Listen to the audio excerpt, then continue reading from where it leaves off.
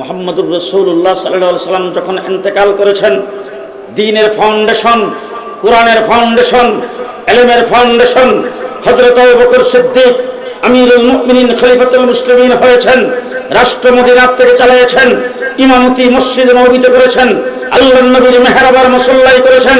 আবু বকর সিদ্দিক ইন্তেকাল করেছেন, দ্বিতীয় খলিফা হযরত ওমর ইবনুল খাত্তাব ইমামতি করেছেন মদিনায়, রাষ্ট্র পরিচালনা করেছেন মদিনায়, যাবতীয় সবকিছু করেছেন মদিনায়, শাহাদাত বরণ করেছেন মদিনায়, দাফন করা হয়েছে আল্লাহর নবীর রওজা মুবারকে মদিনায়।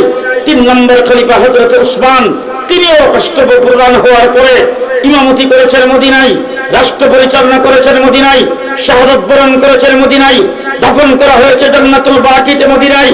আলী ও বাবুহা হযরত আলী চতুর্থ খলিফা খেলাফতের দায়িত্ব গ্রহণ করার পরে তিনি যাইয়া ইলমের দরজা খুলছেন কুফায়। কথা আমার মনে হয় বুঝাইতে পারতেছি না, কথা বুঝতেছেন? চতুর্থ খলিফা রাষ্ট্র পরিচালনা করছেন কোনখান থেকে? কুফায়। কোন জায়গায়? কুফায়। কুফায় হলো ইরাক। কুফায় আইসা রাষ্ট্র পরিচালনা করেছেন, সৈন্য পরিচালনা করেছেন, সেখানে ইমামতি করেছেন কুফায়, মাদ্রাসা কায়েম করেছেন কুফায়, আলী শাহাদাত বরণ করেছেন কুফায়, আলীকে দাফন করা হয়েছে কুফায়। আলী রাদিয়াল্লাহু তাআলা আনহু ইলমের দরজা তিনি যেখানে খুলেছেন, যেখানে তিনি শাহাদাত বরণ করেছেন, সেই জায়গায় ইমামে আজম আবু হানিফা জন্মগ্রহণ করেছেন। ইমামে আজম আবু হানিফা জন্মগ্রহণ করে আল্লাহ তাবারক ওয়া তাআলা সেই ইমামে আজমের দ্বারা দ্বীনকে লিখিত করেছেন ইসলামের জন্য, মুসলমানের জন্য। ইমামে আজম আবু হানিফা কোরআন এবং হাদিস থেকে 13 লক্ষ মাসালা বের করে লিপিবদ্ধ করেছেন। আমার বন্ধুগণ, ইমামে আজম আবু হানিফা দ্বীন লিখিত করেছেন। খুব ভালো করে বুঝেন, কথা সংক্ষেপ বুঝা বাড়ির যাইবেন, নাইলে ফেস লাগাইবেন। সর্বপ্রথম দ্বীন কমপ্লিট হয়েছে কার দ্বারা? বলেন, মুহাম্মাদুর রাসূলুল্লাহ সাল্লাল্লাহু আলাইহি সাল্লামের দ্বারা।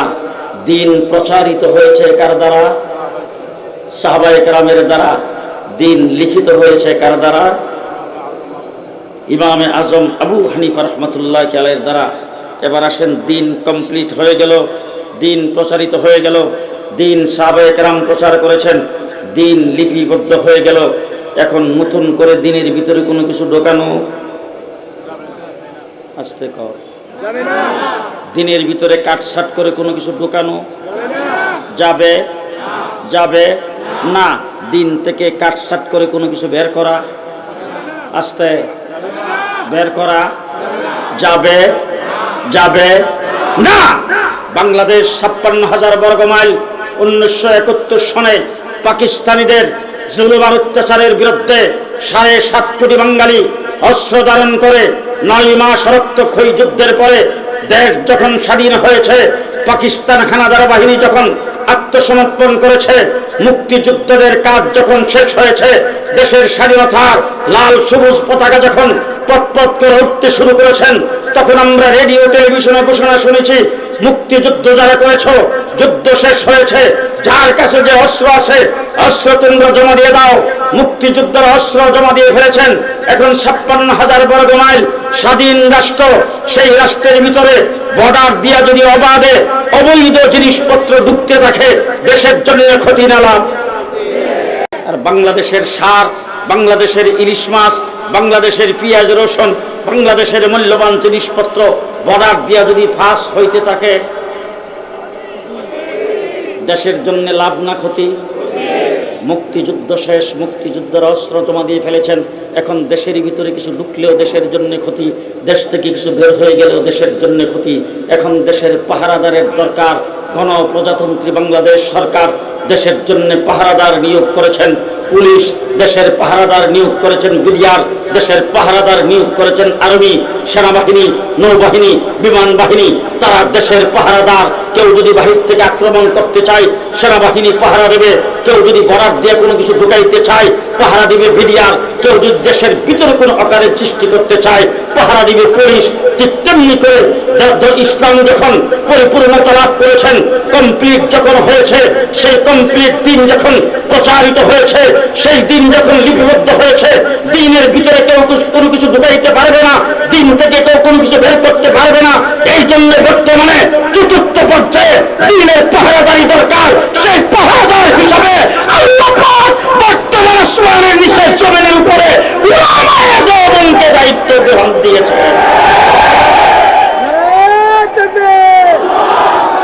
উলামায়ে দেওবন্দ দ্বীন ইসলামের পাহারাদার। আমরা দ্বীন ইসলামের ডাইনে বামে তাকে দেখবেন, কেউ যদি কথা না কয় মনে করবেন হে অন্য দলের লোক। আমরা দ্বীন ইসলামের কন্ট্রাক্টর না কি দ্বীন ইসলামের পাহারাদার। ভিতরে কেউ ঢুকাইতে চাইলো আমরা পাহারা দেই, বের করতে চাইলো জি। দৃষ্টান্ত স্বরূপ বলতে চাই, মুহাম্মদুর রাসূলুল্লাহ সাল্লাল্লাহু আলাইহি ওয়াসাল্লাম নামাজ কয় ওয়াক্ত পড়তেন? জামাতের সাথে না জামাত ছাড়া? আজান তো কোনোদিন হয় নাই। রাসূলের যুগে কি আজান হইতো? মুয়াজ্জিন কে ছিল? হযরত বেলাল মুয়াজ্জিন ছিলেন। মুয়াজ্জিন আজান দিতেন, রাসূলের সামনে আজান দিয়েছেন, মসজিদে নববীতে আজান দিয়েছেন, আল্লাহু আকবার বলে আজান শুরু করেছেন, লা ইলাহা ইল্লাল্লাহ বলে শেষ করেছেন, আজান কমপ্লিট। এখন কোন ব্যক্তি আইসা আজানের আগে পরে যদি সালাতু সালাম ঢুকাইতে চায়,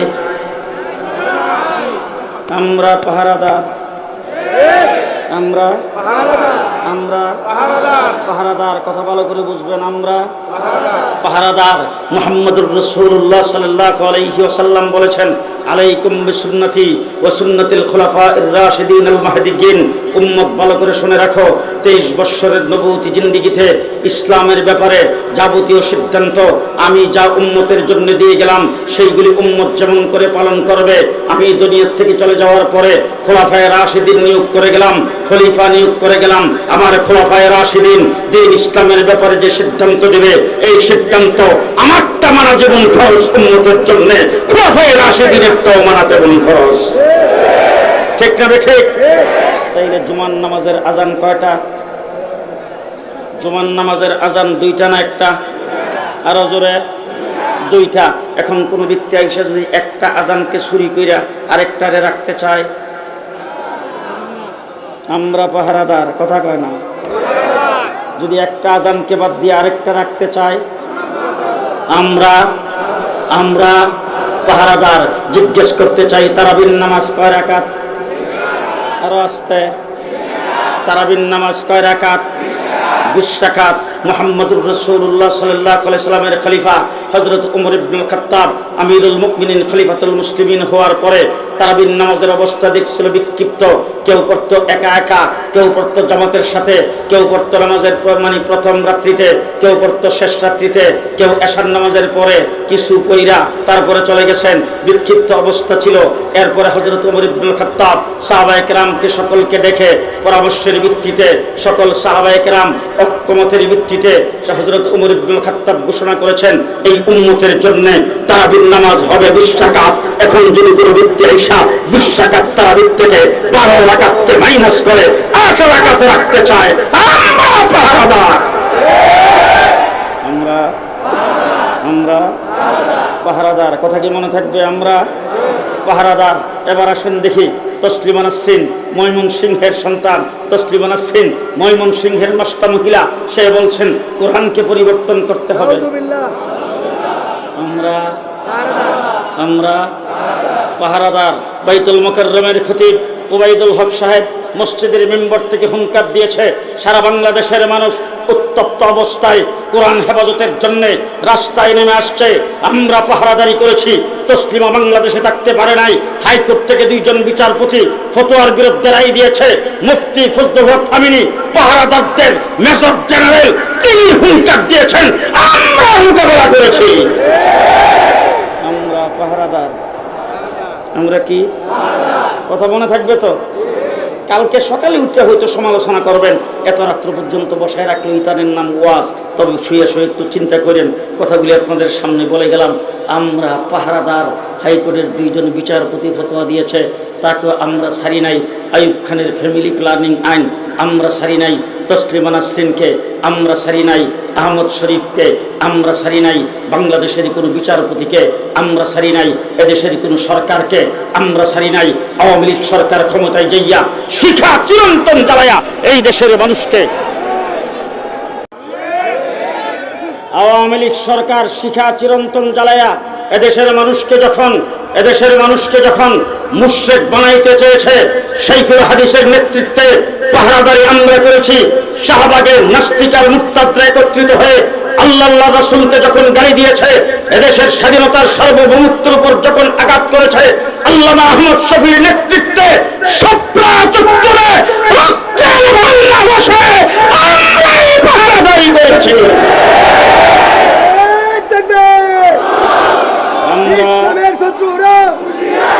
আমরা দ্বীন ইসলামের পাহারাদার, আমরা দ্বীন ইসলামের পাহারাদার। ঠিক কিনা? ঠিক কিনা?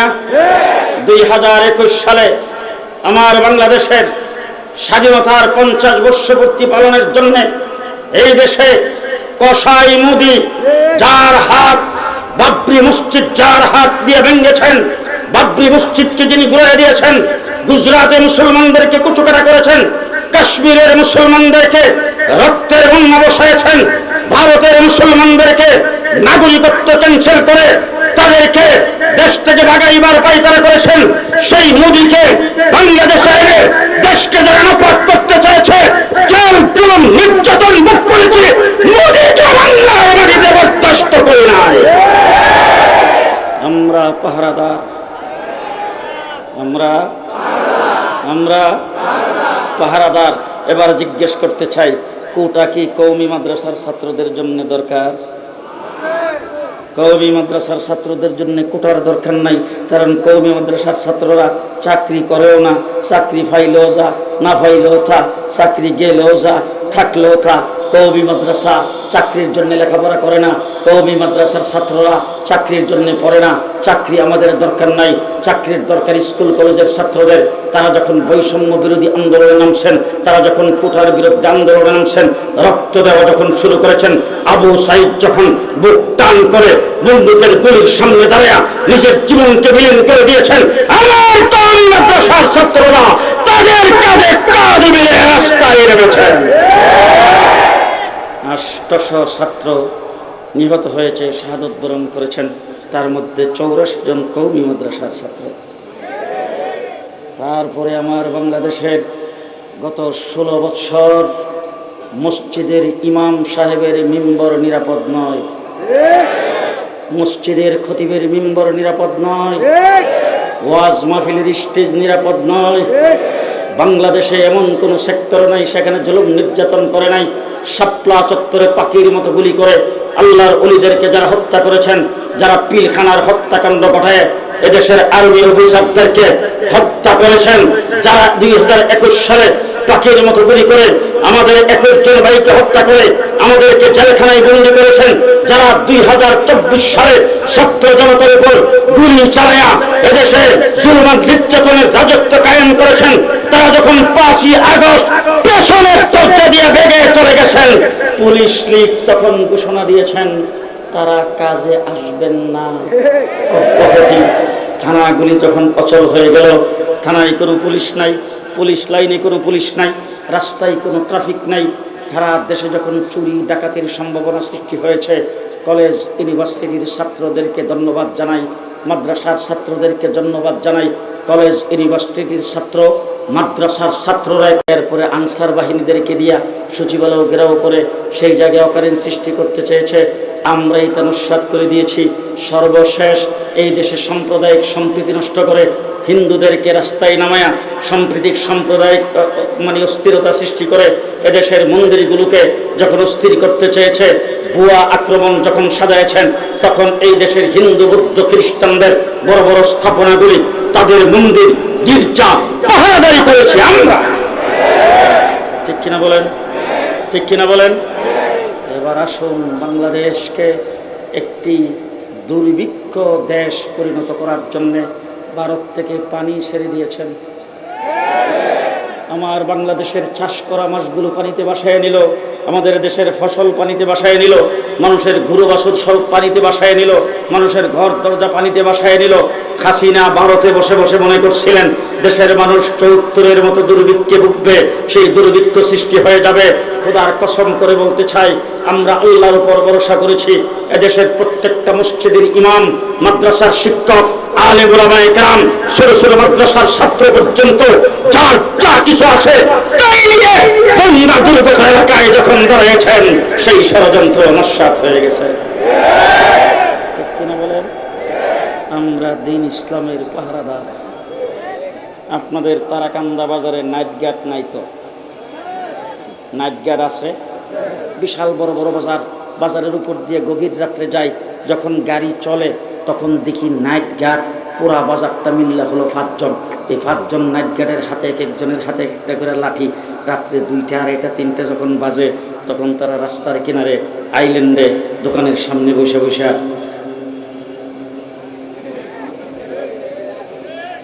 যেই খালি গাড়িটা নিয়ে বাজারের ভিতরে ঢুকি, গাড়ির লাইটটা যখন চোখের মধ্যে পড়ে আর গাড়ির আওয়াজটা যখন শূন্য ওই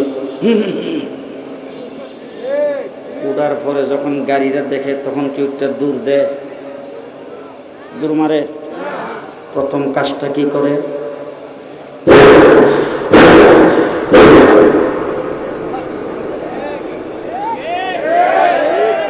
একজনে বাঁশি ফু দিছে আর বাকি 4 জন দৌড়ে এসে গাড়ির চতুর্দিকে ঘেরাও। ড্রাইভারকে বলি গাড়ির ভিতরে লাইটটা জ্বালা, গ্লাসটা খুলি, খোলা মাত্র আসসালামু আলাইকুম হুজুর ওয়াজ করে আইছেন। এবার আমারটা হলো প্রাইভেট কার, গাড়ি ঢুকছে, আমি আমার খাদেমার ড্রাইভার, মানুষ হলাম 3 জন। চোর, ডাকাত, হাইজাকার যখন বাজারে ঢুকে তখন কি প্রাইভেট কার নিয়ে ঢুকে না হায়েস? জি, তাদের সংখ্যা কি আমার মতো 3 জন না 14 জন? জি, তাদের হাতে কি লাঠি না? জি, বন্দুক, রাইফেল, কাটা রাইফেল, বিভিন্ন অস্ত্র শস্ত্রে সুসজ্জিত হইয়া। স্বাস্থ্যটা কি আমার মতো মেরাটটা না? সুঠাম দেখে মানুষগুলি যখন ঢুকছে তখন বাঁশি ফুয়াইতে ফুয়াইতে দারোয়ানরা, নাইট গানরা যখন কাছে এসে আসার পরে গ্লাসটা খুলল, যেই খালি ডাকাইতে কইছে। নাইট গার্ড কয়জন? ডাকাইতেছে কয়জন? নাইট গার্ডের হাতে আছে লাঠি, ডাকাইতের হাতে অস্ত্র, সংখ্যায় তারা বেশি। 5 জন নাইট গার্ড 14 জনের লোকে পারব? তখন তাদের কি কাম?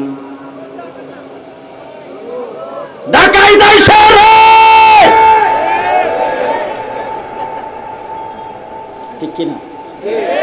যেই ডাকাইতেছে রে কইয়া ডাক দিছে, দোকানে, বাড়িতে, ঘরে, যে যেখানে শুইয়া যেইভাবে ঘুমাইছিল, উঠটা যার সামনে জিরা পাইছে লইয়া কথা মনে থাকবে। আমরা হলাম নাইট গার্ড, আমরা নাইট গার্ড। তসলিম আসছে, আমরা ডাক দিয়ে বলছি ডাকাইতাইছে রে, আপনারা বলছেন ধর রে। হাইকোর্ট থেকে 2 জন বিচারপতি ফতোয়ার বিরুদ্ধে রায় দিছে, আমরা বলছি ডাকাইতাইছে রে, আপনারা বলছেন ধর রে। আজকেও পরিষ্কার ভাষায় বলে যাচ্ছে, দ্বিতীয় স্বাধীনতা 2024 সালের 5ই আগস্টে যেটা হয়েছে ছাত্র জনতার আন্দোলনের মাধ্যমে, আজকে তত্ত্বাবধায়ক সরকার ক্ষমতায় আছে, তাদেরকে সহযোগিতা করতে চাই, তাদেরকে ধন্যবাদ জানাই, মুবারকবাদ জানাই। আপনাদের পাশে আমরা আছি। কিন্তু শিক্ষা কমিশন গঠন করেছেন, আলেম ওলামায়ে কেরামকে রাখেন নাই। যদি আবার আওয়ামী লীগের মতো ইসলাম বিরোধী শিক্ষানীতি প্রণয়ন করা হয়, বাংলাদেশে যদি নাস্তিকের মুক্তরা আবার যদি মাথা উঁচু করে দাঁড়ায়, আমরা বলবো ডাকাইতাইছে রে, আপনারা বলবেন রাজি আছেন? রাজি আছেন? কে কে রাজি? হাত তুলে দেখান তো দেখি। পারবেন তো ইনশাল্লাহ? পারবেন তো ইনশাল্লাহ? পরাজিত শক্তিকে বাংলাদেশে আর মাথা উঁচু করে দাঁড়াইতে দেওয়া হবে না। যারা গর্তের ভিতরে ঢুকে গেছেন তাদেরকে গর্তের থেকে আর উঠতে দেওয়া হবে না। বাংলাদেশে নাস্তিক আর মুর্তাদের রাজত্ব কায়েম করতে দেওয়া হবে না। বাংলাদেশে ধর্মনিরপেক্ষতাবাদের কবর দেওয়া হবে, তাদেরকে রাস্তায় নামতে দেওয়া হবে না। প্রস্তুত আছেন? নাসরুম মিনাল্লাহ, ফাতহুন করিম, ওয়াবাশশিরিল মুমিনিন। আসসালামু আলাইকুম ওয়া রাহমাতুল্লাহি ওয়া বারাকাতুহু।